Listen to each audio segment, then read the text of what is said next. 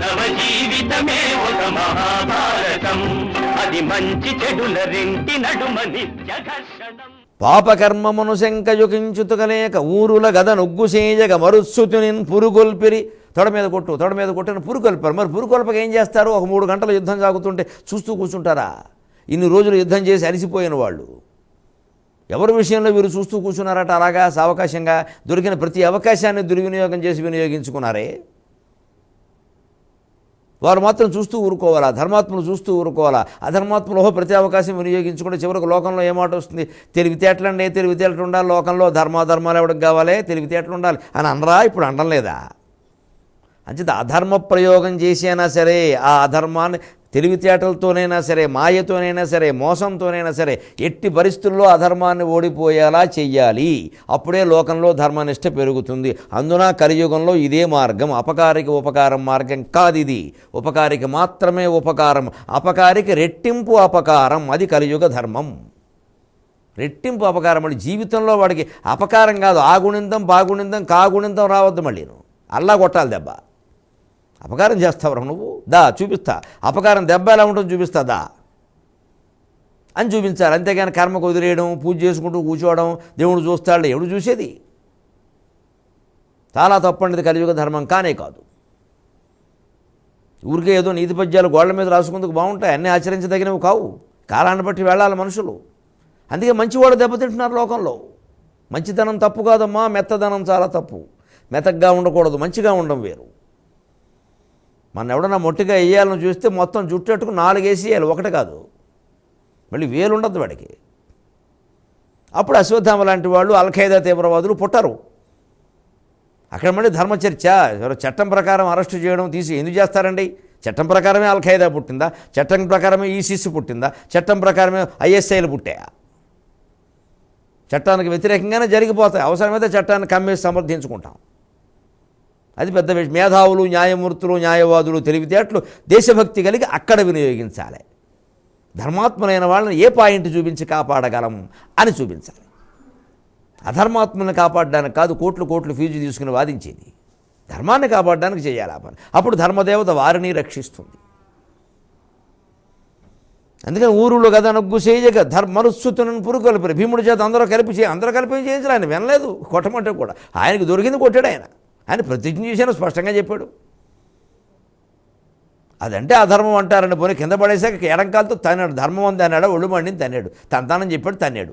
ఇంకా ఆయన మళ్ళీ వీళ్ళు పురుకొల్పది. అంచేత పద్యంలో 3 పాదాలు అబద్ధమే. ఇప్పుడు 4వ పాదం సొగసు చూద్దాం.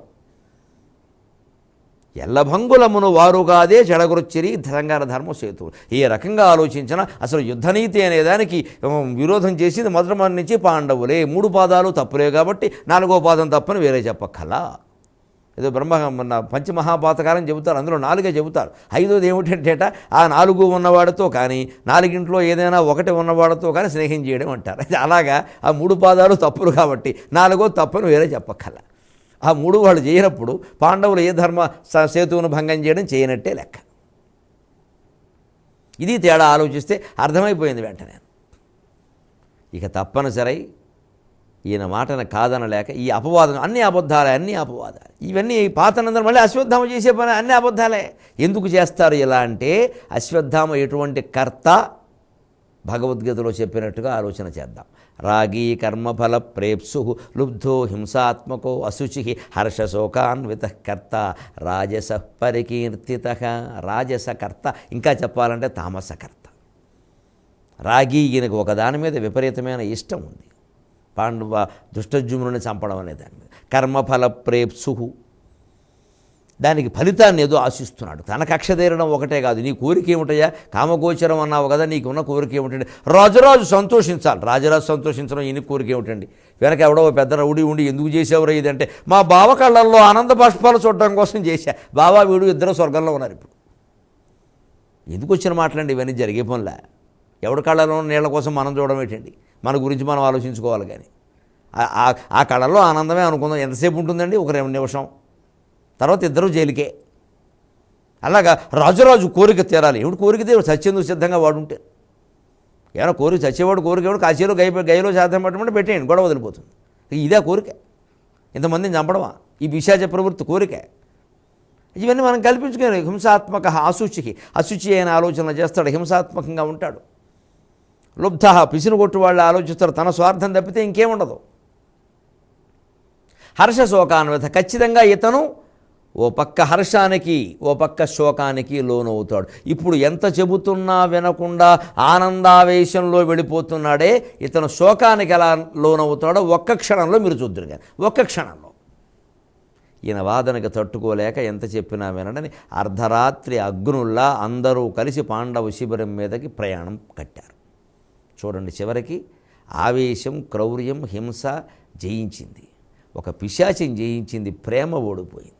హింస జయించింది, అహింస ఓడిపోయింది. ఆవేశం జయించింది, ఆలోచన ఓడిపోయింది. రెండు ఆలోచనలు, రెండు ప్రేమలు ఓడిపోయినాయి. ఒక పిశాచం, ఒక ఆవేశం జయించింది. చూసారా, సంఖ్యను బట్టి ఉండదు జయం, తీవ్రత. ఆ తీవ్రత మనకి ధర్మం పట్ల ఉండాలి. అప్పుడు ఎందుకు గెలవండి? సంఖ్యతో నిమిత్తం ఏమిటండి? అసలు ఒక్క మనిషి చాలండి. ఆ తీవ్రత మనకి ధర్మం పట్ల. అశ్వత్థామ తీవ్రంగా వాదించాడు, ఇద్దరు లొంగిపోయారు. అర్ధరాత్రి అగ్నుల్లా అందరూ కలిసి అకార్యానికి పూనుకున్నారు. ఏదో ఒక శిబిరం మీద కాగడాలు దాడి చేస్తున్నట్టే ఉంది వాళ్ళు పెడుతుంటే. అక్కడ శిబిరం దగ్గరికి వెళ్ళేసరికి శిబిర ద్వారానికి ముందు ఒక భూతం వీరికి ప్రత్యక్షమైంది. భూతమహేశ్వర, పంచభూతాల నాయకుడు ఎవరు ప్రత్యక్షమయ్యారో చూద్దాం. ఆ భూతం చూస్తే భయంకరంగా ఉంది. పులితోలు ధరించింది, చేతిలో శూలం పట్టుకుంది, మెడలో పుర్రెల కపాలాల మాల ఉంది, పుర్రెల దండ.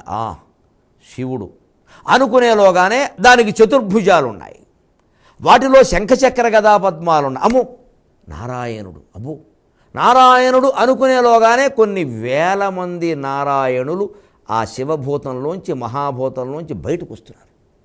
ఆశ్చర్యకరంగా కొన్ని వేల మంది నారాయణులు, కొన్ని వేల చతుర్భుజాలు, కొన్ని వేల శంఖ చక్ర గదా పద్మాలు ధరించి అలా అలా అలా అలా వస్తూనే ఉన్నారు. ఆశ్చర్యకరంగా ఇక్కడే భారతీయ తత్వానికి పరాకాష్ఠైన అద్వైతానికి ప్రత్యక్ష నిదర్శనం. మీరు గమనించండి, ప్రత్యక్షమైనటువంటి ఆకారం ముందు శివుడు ఆకారంలో ఉంది, తర్వాత విష్ణువుగా మారింది. శివకేశవులు ఒక్కటే, అంతా ఒక్కటి. ఇక్కడ శివుడు ఆకారంలో ఎందుకు కనిపించిందో, అందులోంచి నారాయణుల ఆకారాలు ఎందుకు వచ్చాయో అశ్వత్థామ యొక్క వ్యక్తిగత విషయం ఆలోచిస్తే అర్థమవుతుంది. ఆయన ప్రధానంగా శివభక్తుడు కాబట్టి శివుడే ఆయనకి నచ్చ చెబుతున్న ఒక దృశ్యం, ఆయన అడ్డగొడుతున్న. తన భక్తుడు తప్పు చేయడం భగవంతుడికి ఇష్టం ఉండదు. అందులోంచి నారాయణులు బయటకు వస్తూ కనబడ్డారు కొన్ని వేల మంది. దానికి కారణం శ్రీకృష్ణస్వామి ఈ రక్షణ కోసం ప్రయత్నం చేస్తున్నాడు. గమనించండి, దేవుడు ప్రయత్నం కూడా ఫలిస్తుందని చెప్పలేం. జీవుడు ప్రయత్నం కంటే కొంచెం పెద్దది కావచ్చు, కానీ దేవుడు ప్రయత్నించిన మాత్రం ఫలిస్తుంది. రాయబారమే లెక్క. కన్నరాయబారం విఫలమైంది, కృష్ణరాయబారం విఫలమైంది. అంచేత దేవుడు తన ప్రయత్నం తాను చేసినట్టే మనము చేయాలి తప్ప దేవుడు ప్రయత్నమైనంత మాత్రాన్ని ఫలిస్తుంది, దైవానుగ్రహం ఉంటే ఫలిస్తుంది అనుకోవద్దు. ఫలిస్తుందో లేదో మనం చెప్పలేం, మన ప్రయత్నం మనం చేయడమే. మానవ జీవితమే ఒక మహాభారతం, అది మంచి చెడుల రెంటి నడుమ నిత్య ఘర్షణం.